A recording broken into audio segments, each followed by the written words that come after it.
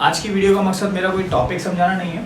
आज की वीडियो का मकसद है कि कुछ मेरे पास बच्चों के सवाल आ रहे हैं, उनका मेरे को आज जवाब देना है। तो कुछ सवाल है कि सर 10th के एग्ज़ाम और 12th के एग्ज़ाम कब होंगे, कैसे होंगे भी या नहीं होंगे।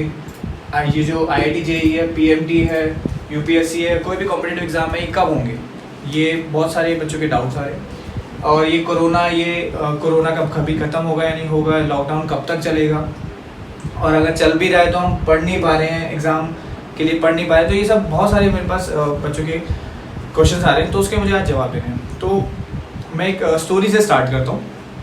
स्टोरी है आपने एक साइंटिस्ट का नाम सुना होगा, न्यूटन, है ना। ये एक जब 22-23 साल के थे तो एक कॉलेज में पढ़ते थे। उस कॉलेज का नाम था ट्राइनिटी कॉलेज, इंग्लैंड में कॉलेज था। तो ये बात है अराउंड 1665 की। उस टाइम इंटरनेट नहीं होता था, ठीक है, 1665 की बात है। और उस टाइम पर भी सेम ऐसी ही एक बीमारी थी, उसका नाम था प्लेग।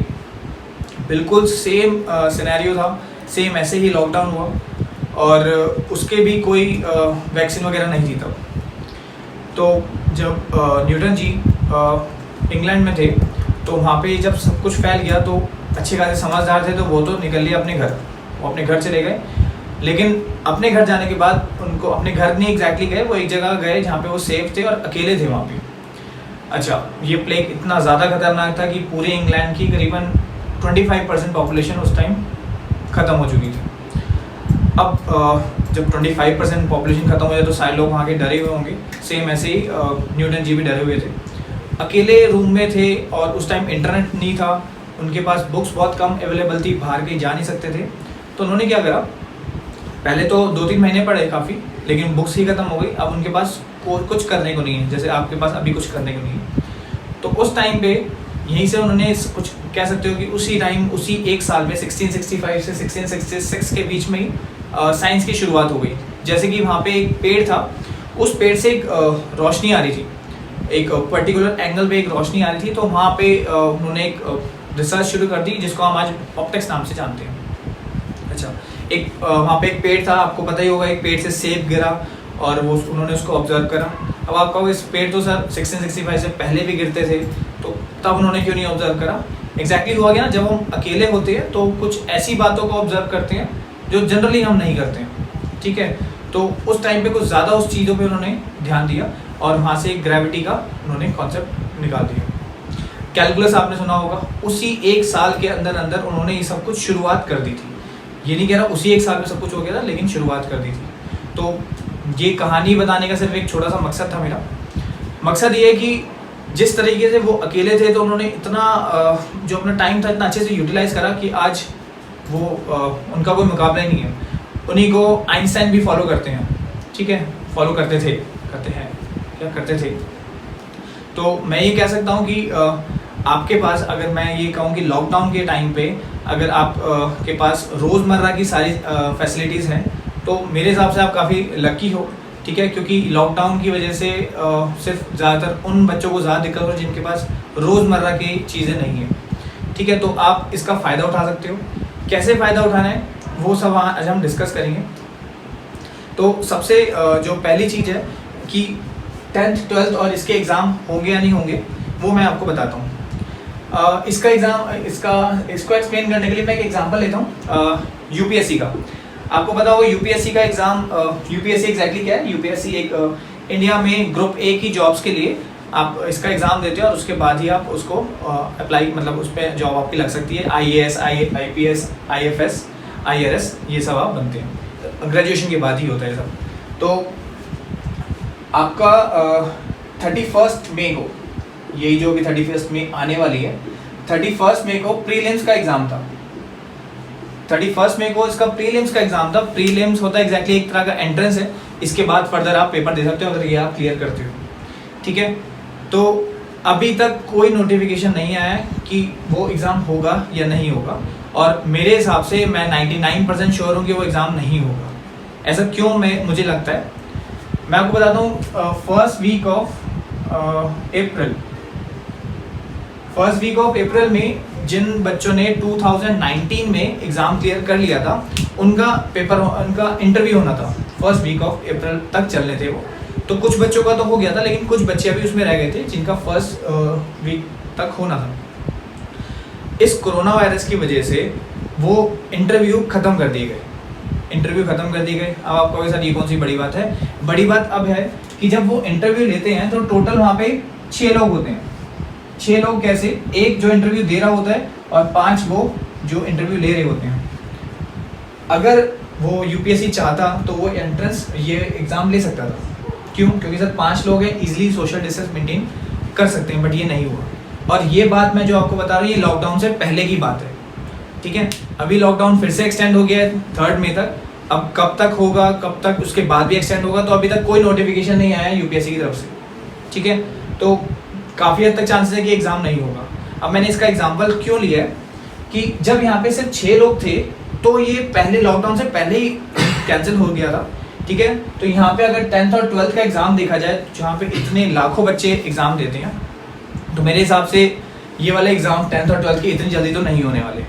और ध्यान से देखा जाए तो 10th के जो एग्ज़ाम है टोटल 6 एग्ज़ाम बचे हैं और 12th के जो एग्ज़ाम है टोटल 12 एग्ज़ाम बचे हैं। 6 और 12 कैसे मैं बोल रहा हूँ, अलग अलग स्टेट्स में अलग अलग पेपर भी होते हैं, सीबीएसई के बहुत सारे पेपर्स होते हैं, तो उसके हिसाब से टोटल 6 पेपर बचे हैं, 12th के टोटल 12 पेपर बचे हैं।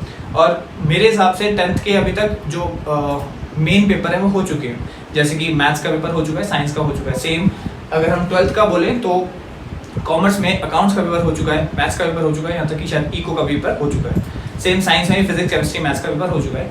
तो आगे एग्ज़ाम मुझे नहीं लगता कि आगे आपके एग्ज़ाम होंगे, क्योंकि अगर हो भी गए तो अगर मान लो एग्ज़ाम कंडक्ट हो जाते, मान लेते हैं एग्ज़ाम कंडक्ट हो गए और एग्ज़ाम कंडक्ट कराने के दौरान कोई एक बच्चा भी इन्फेक्टेड हुआ, कोई एक बच्चा भी अगर इन्फेक्टेड हुआ तो आप समझ सकते हो क्या होने वाला है उसके बाद। अब मुझे नहीं लगता कि भारत सरकार इतना बड़ा रिस्क ले लेगा कि एग्ज़ाम्स का शेड्यूल अपने टाइम पे देने की वजह से वो इतना बड़ा रिस्क ले ले कि एग्ज़ाम कंडक्ट करा दे, ठीक है। क्योंकि अगर फैल गया, बच्चों में फैल गया, वो अपने घर जाएंगे और घर पे बूढ़े माँ बाप हैं, किसी के दादा दादी हैं, और अगर उनमें फैल गया तो ये मुझे नहीं लगता कभी कंट्रोल हो पाएगा, ठीक है। अब जैसे कि आपका रिजल्ट जनरली मई में आ जाता था, लास्ट आप देखोगे तो 8th में या 7th में को एग्ज़ाम आ गया था, एग्ज़ाम का रिजल्ट आ गया था, और अब तो मई आ ही जाएगा, ठीक है। और अभी तो एग्ज़ाम ही पूरे नहीं है तो रिजल्ट कैसे आएगा। बात करते हैं 1995 की। 1995 में जो 12th का रिजल्ट होता था वो जून में आता था, रिजल्ट जून में आता था, मई से मतलब 1 महीने पहले। तो हम सिर्फ अभी 1 ही महीना लेट हुए हैं अगर 95 के हिसाब से देखा जाए, क्योंकि 1995 में इतनी सारी फैसिलिटीज़ नहीं होती थी, पेपर इतनी जल्दी चेक नहीं होती थी, और उसके बाद ये सारे एग्जाम होते थे, फिर कॉलेज में एडमिशन होता था। तो मेरे हिसाब से अगर हम 1 महीना लेट भी हो जाएंगे या फिर 1.5 महीना लेट भी हो जाएंगे तो कोई बड़ी बात नहीं है।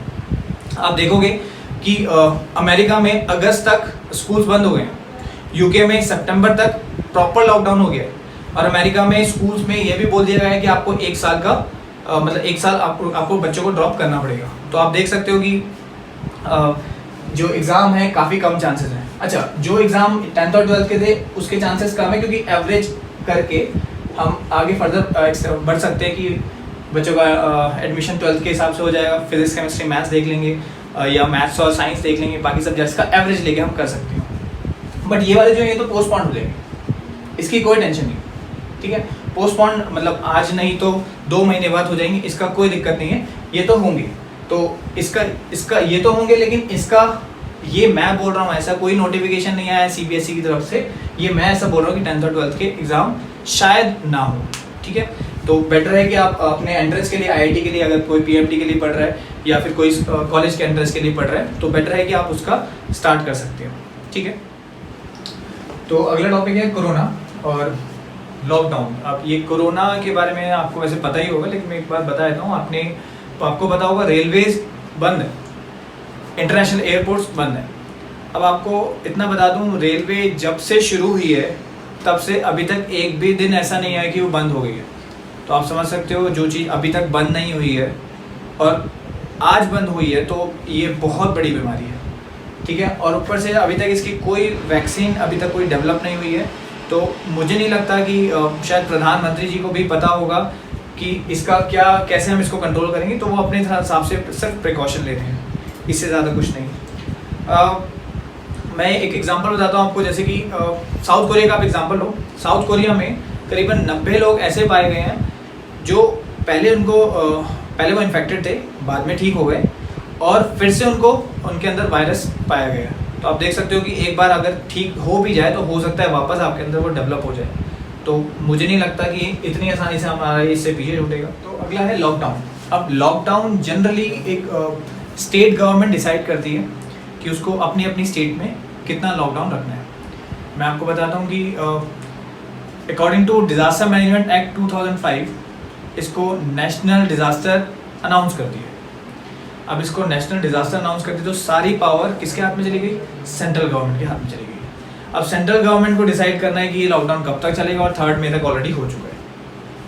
तो क्या आगे भी चलेगा? तो मैं आपको इतना सा बताता हूँ कि आगे शायद चल सकता है, लेकिन हो सकता है कि कुछ पर्टिकुलर एरिया को वो सील कर दें या फिर कुछ जो ज़रूरी चीज़ें हैं उसको लिए वो खोल दें।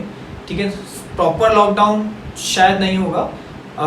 मैं कह सकता हूँ जैसे कि कुछ जो ज़रूरी चीज़ें हैं, ज़रूरी जैसे कि जो सर्विसेज हैं, कुछ ज़रूरी सर्विसेज हैं, प्रोफेशनल हैं, कुछ इंडस्ट्रीज़ हैं, उनको शायद ओपन कर दें। जैसे कि आपको पता है यूपी में कंस्ट्रक्शन का काम शुरू हो गया, शायद एक दिन पहले ही स्टार्ट हुआ यूपी में कंस्ट्रक्शन का काम शुरू हो गया है। लेकिन कुछ ऐसे प्रोफेशन हैं जैसे कि होटल्स, बसेस, ट्रेन्स, थिएटर और कुछ धार्मिक संस्थाएं, स्कूल, कॉलेजेस और ख़ास तौर पे कोचिंग इंस्टीट्यूट, इनमें तो खुलना ही नहीं वाला। 3 मई, जून और मे भी शायद जुलाई भी इंक्लूड कर लो। ठीक है, तो लॉकडाउन उसके बाद भी नहीं खुलेगा, हो सकता है, क्योंकि इतना सब कुछ बताया कि फिर से भी अगर किसी को हो गया है तो फिर से भी बाद में उसको हो सकता है और फैलता चला जाएगा। तो ये भूल जाओ कि लॉकडाउन इतनी जल्दी खुलने वाला है। अब अगला है स्टडीज़ एंड एग्ज़ाम। तो बहुत बच्चों के बाद मैसेज आते हैं कि सर मेरे से पढ़ाई नहीं हो रही है बिल्कुल भी, पूरे दिन खाली रहता हूँ, बिल्कुल मज़ा नहीं आ रहा है, क्या करूँ, एग्ज़ाम होंगे या नहीं होंगे पता भी नहीं है, डेट फिक्स नहीं है, कोई मोटिवेशन नहीं आ रहा है। तो मैं आपको एक अपने बारे में बताता हूँ। मैंने आज तक कभी ऑनलाइन क्लासेस नहीं ली, लेकिन लॉकडाउन के चलते हुए मैंने ऑनलाइन क्लासेस शुरू कर दी हैं। अब क्लासेस शुरू कर दी हैं तो बाद में मुझे इसके बहुत सारे फ़ायदे पता चले। जैसे कि एक तो जो पहले मैं 1 घंटे की क्लास लेता था, आज वो सिर्फ 40 to 45 मिनट्स में मेरा वो सारा काम हो जाता है और उससे ज़्यादा बेहतर तरीके से हो पाता है। दूसरा, कुछ बच्चे क्लासेस कभी कभी अटेंड नहीं करते थे, लेकिन अब क्या है, उनके पास मेरी वीडियोस उनके पास अवेलेबल हैं। जब मन करता है वो देखते हैं, जैसे मन करता है वो देखते हैं, सो रहे हैं तो देख रहे हैं, लेटे हैं तो देख रहे हैं, जब मन करता है तब देखते हैं। आज नहीं देख रहे तो कल 2 एक साथ वीडियो देख सकते हैं। तो बहुत सारी इसके लिए एडवांटेज है। मैं सिंपल आपको ये बोल सकता हूँ कि जैसे जैसे टाइम आ रहा है उस हिसाब से आपको चेंज करना पड़ेगा, क्योंकि ये कोई 1 हफ्ता, 1 महीना, 1.5 महीने की बात नहीं है, बहुत लंबा चलने वाला है। ठीक है, तो पूरे 4 महीने के लिए आप प्रिपेयर हो जाओ। मतलब अगले 4 महीने तक अगर आप ऐसा रहोगे तो मुझे नहीं लगता कि बाद में आपका कभी पढ़ने का मन भी करेगा। ठीक है, तो सारी वीडियोस में कंटिन्यूसली अपलोड करे जा रहा हूँ। आप एक बार चेक कर सकते हैं। अगर आपको लगता है कि सर मेरे को ये टॉपिक नहीं आना, खास तौर पर मैथ्स का ही बता रहा हूँ, मैथ्स के लिए किसी भी टॉपिक पे आपको लगता है मुझे इस पे वीडियो चाहिए, तो आप मुझे एक बार मैसेज कर सकते हो। ठीक है, और इससे ज़्यादा मेरे को नहीं लगता कि मुझे कुछ और बोलने की ज़रूरत है। ठीक है, आप अपने घर पे ही रहिए। अगर आपको देश के लिए कुछ कर सकते हैं तो यही काम है आपके लिए कि घर पे रहिए। ठीक है, आज के लिए इतना ही, मिलते हैं नेक्स्ट वीडियो में। Thank you.